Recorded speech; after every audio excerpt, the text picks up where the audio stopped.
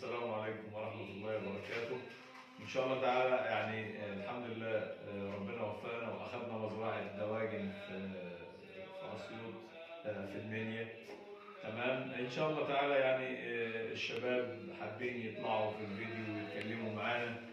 يوسف ويوسف ربنا يبارك فيهم إن شاء الله. الشباب عملوا شغل ومجهود يكملوا عليه يعني. لو اللوحة دي برضه تصورها قبل ما تتخلص. تمام. واللوحه اللي وراك كمان تصورها برضه قبل ما الشغل يخلص. طبعا الحمد لله هم العنابر في عدد 6 عنابر. ده شغل الاخ يوسف ان شاء الله تعالى يعني نطمح له بالخير. شغل كويس. هو ده اول لوحه بفضل الله يقف عليها. قام بمجهود كويس. طبعا معانا العداد بتاع المزارع ان شاء الله لما هنوصل ضفيره الكنترول هيكون لنا فيه شرح وطريقة التوصيل معانا. ويكون في فيديو إن شاء الله ليه إزاي طريقة تشغيله. ده طبعا الضفيرة بتاعت اللوحة حاجة يعني ما شاء الله. المزرعة فيها 38 مروحة.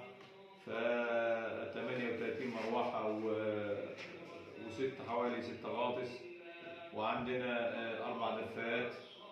ففيها عدد شغل ما شاء الله يعني. في لوحه صغيره تانية طبعا معانا من اللوحه دي خلصناها. فيها عدد كبير من الشغل. وفيها لوحات ETS ما بين مصادر طاقه شمسيه ومصدر بلديه و2 مولدات معانا. طبعا الETS كنت عملتها للمزرعه دي. وان شاء الله برضه هيبقى في تبديل ما بين المصادر داخل العنبر بسكاكين مصغره وهنتكلم فيها ان شاء الله تعالى في الفيديو اللي جاي ان شاء الله. والسلام عليكم ورحمة الله وبركاته.